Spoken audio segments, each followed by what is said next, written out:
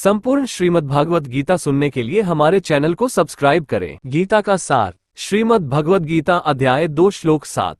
कार्पण्य दोषोपहत स्वभावः प्रच्छामि त्वा धर्म सम्मुचेता यच्छ्रेयः स्यान्निश्चय ब्रूहि तन्मे हम शाधि मा त्वा प्रपन्नम्।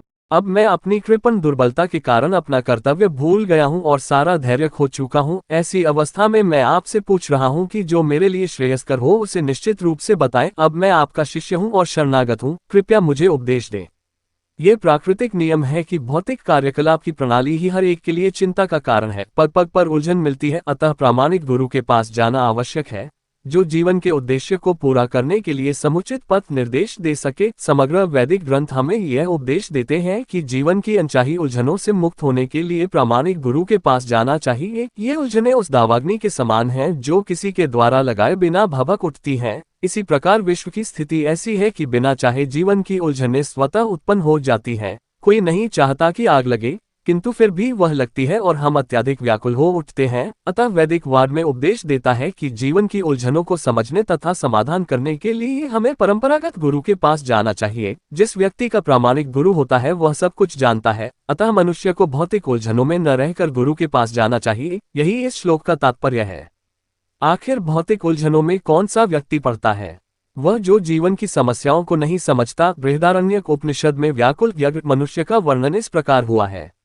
यो वा एतदक्षर गार्ग्य वेदित्वास्मान लोकात् प्रतिस्पृप्नः।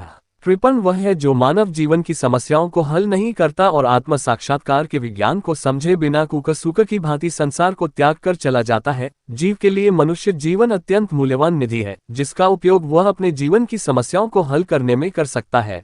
अतः जो इस अवसर का लाभ नहीं उठाता वह कृपण है। ब्राह्मण इसके विपरीत होता है जो इस शरीर का उपयोग जीवन की समस्त समस्याओं को हल करने में करता है। यह एतदक्षर गार्गी विदित्वास्मान लोकात् प्रतिस ब्राह्मणः।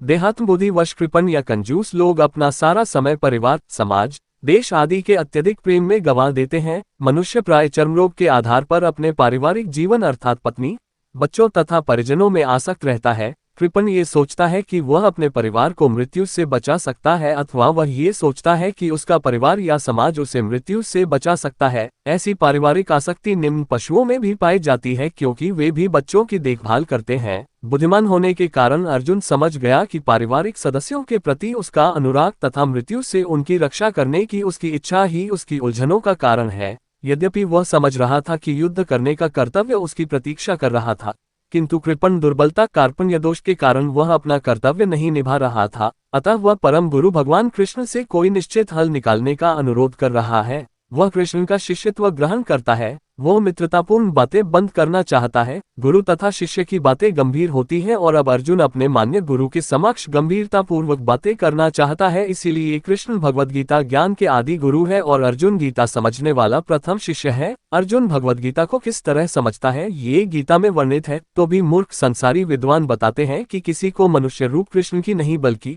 अजन्मा कृष्ण की शरण ग्रहण करनी चाहिए। कृष्ण के अंतः तथा बाह्य में कोई अंतर नहीं है। इस ज्ञान के बिना जो भगवद गीता को समझने का प्रयास करता है वह सबसे बड़ा मूर्ख है।